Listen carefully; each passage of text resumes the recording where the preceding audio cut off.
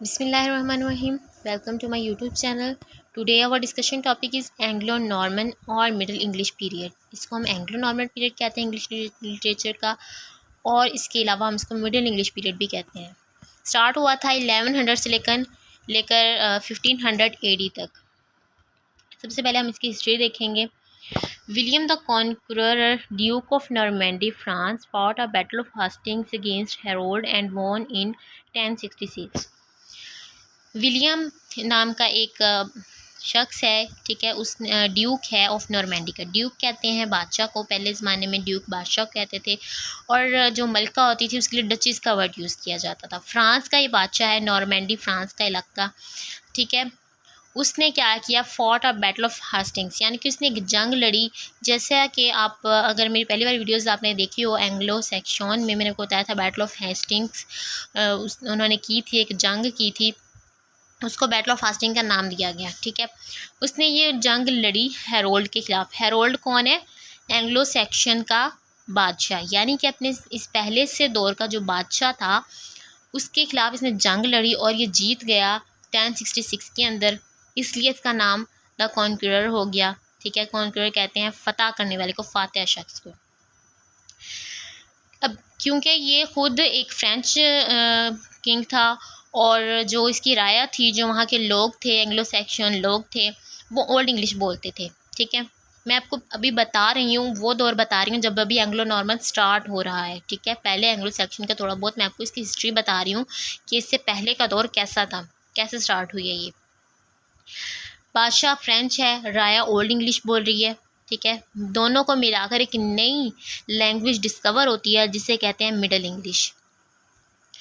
इसमें major changes क्या आती हैं कि स्कूल एंड कॉलेजेस बन जाती हैं, कैम्ब्रिज यूनिवर्सिटी बन जाती है, ऑक्सफोर्ड यूनिवर्सिटीज़ बन जाती है। Great amount of Latin and Greek works are translated in Middle English. बहुत ज़्यादा तादाद में ग्रीक वर्क्स और लातीनी और यूनानी ज़ुबान में मिडिल इंग्लिश को ट्रांसलेट किया जाने लगा, ठीक है।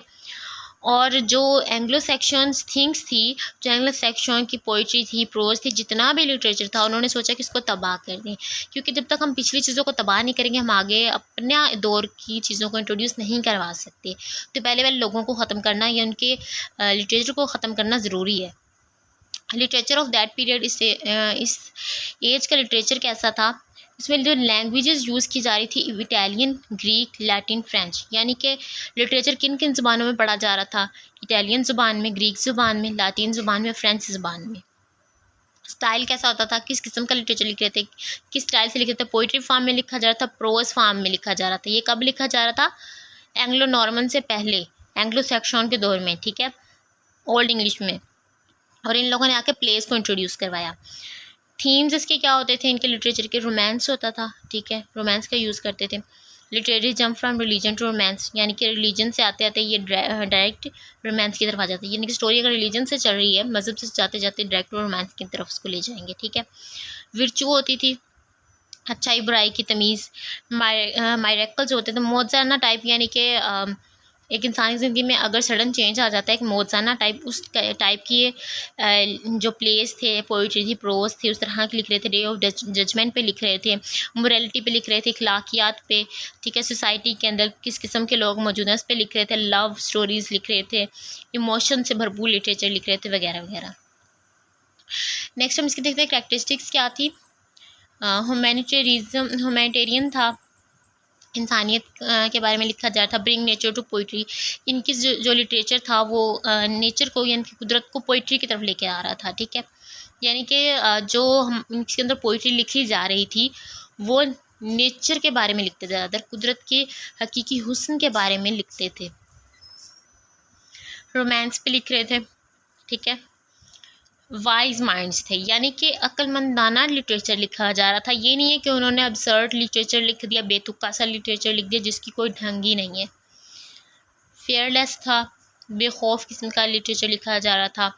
God gifted poetry close to real life and common man, यानी कि जो एक होता है ना, अल्लाह ताला ने इंसान को खुदा की तरफ से इंसान को एक सिफ्त मिल जाती है। जैसे कि जो शेक्सपियर है वो कॉमेडी उसे गॉड गिफ्टेड थी, यानी कि वो कॉमेडी खुद ब खुद लिख लेते थे, लेकिन उन्हें जो ट्रेजेडी होती थी उसके लिए उनको थोड़ी स्ट्रगल करनी पड़ती थी, ठीक है।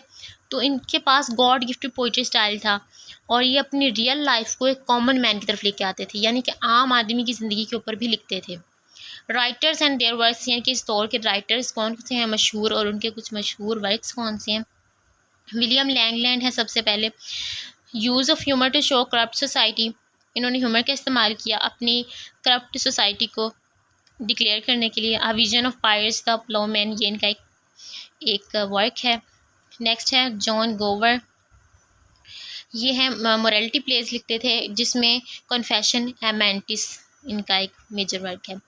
नेक्स्ट जेफरी चौसर, चौसर का लिटरेचर भी एक बहुत बड़ा नाम है, ठीक है। इन्होंने बहुत सारी अपनी थ्योरीज पेश की हैं, अपने बहुत ज़्यादा वर्क्स पेश किए हैं और इनको फादर ऑफ लिटरेचर के नाम से भी जाना जाता है, फादर ऑफ इंग्लिश लिटरेचर के नाम से या इंग्लिश पोइट्री के नाम से, ठीक है।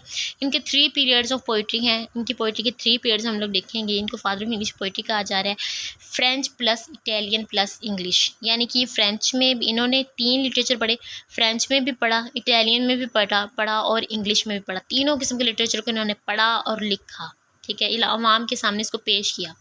जिसमें से ला डोमेन डे ला रोज़, ये फ्रेंच लैंग्वेज में लिखा गया इनका एक वर्क है।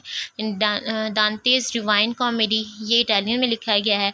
कंटेम्प्रेरी टेल्स, ये इंग्लिश में लिखा गया है, ठीक है। बीएस इंग्लिश का जो स्टूडेंट है, अगर उसने अभी तक कंटेम्प्रेरी टेल्स नहीं पढ़ा तो आगे के सेमेस्टर्स में ज़रूर पढ़ेगा।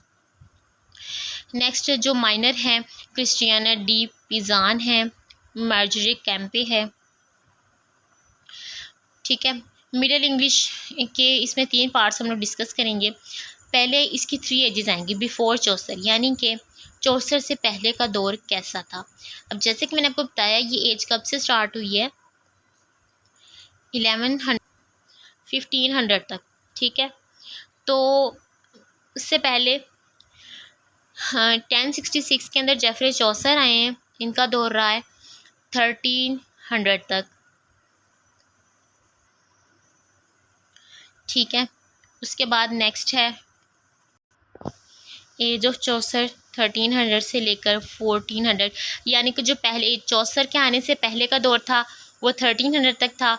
फिर चौसर का दौर स्टार्ट हुआ 1300 से लेकर 1400 तक, और फिर उसके बाद एज ऑफ रिवाइवल आ गई, यानी कि इनका दौर भी ख़त्म होना शुरू हो गया, दोबारा से रिवाइवल होना शुरू हो गया, चेंजेस होने शुरू हो गए लिटरेचर के अंदर। 1400 से लेकर 1500 तक एज ऑफ रिवाइवल रही है, ठीक है। अब एज ऑफ रिवाइवल क्या है, इसमें क्या था, रिवाइवल ऑफ ओल्ड लिटरेचर, यानी कि ओल्ड लिटरेचर को ख़त्म किया जा रहा था, न्यू लिटरेचर को इंट्रोड्यूस किया जा रहा था। जब नेक्स्ट एज आएगी द रेनाइंसेंस एज, ठीक है, तो उसकी बात हो रही है कि उससे पहले का थोड़ा पहले का जो सीन चल रहा है वो है कि क्या हो रहा था, ओल्ड लिटरेचर को ख़त्म किया जा रहा है, न्यू लिटरेचर को इंट्रोड्यूस किया जा रहा है। अब ये एज ख़त्म हो रही है, एंग्लो नॉर्मन एज ख़त्म हो रही है, तो द रिनाइसेंस पीरियड शुरू हो रहा है, ठीक है। Mythology Greek and Roman text, यानी कि जो मिथोलॉजीज़ वगैरह लिखे जा रहे हैं, मिथ्स वगैरह लिखे जा रहे हैं, ग्रीक एंड रोमन में लिखे जा रहे हैं। बेस ऑफ रिनाइसेंस है, ज़्यादातर जो नेक्स्ट इसका पीरियड है उसकी बेस ही रिनाइसेंस से स्टार्ट हो रही है। स्प्रेड ऑफ क्रिश्चियनिटी का बहुत ज़्यादा स्प्रेड हो रहा है, बहुत ज़्यादा लोग क्रिश्चियन को फॉलो कर रहे हैं, ठीक है। Thank you. आपको अगर आप मेरा कोई आपके जहन में कोई सवाल है तो आप मुझसे कमेंट बॉक्स में पूछ सकते हैं। अगर आपको मेरी वीडियो पसंद आई है तो काइंडली इसको लाइक कर दें, चैनल को सब्सक्राइब कर दें और बेल आइकन को भी प्रेस कर दें ताकि मेरी नई आने वाली वीडियोस आप तक पहुंच सकें। Thank you so much.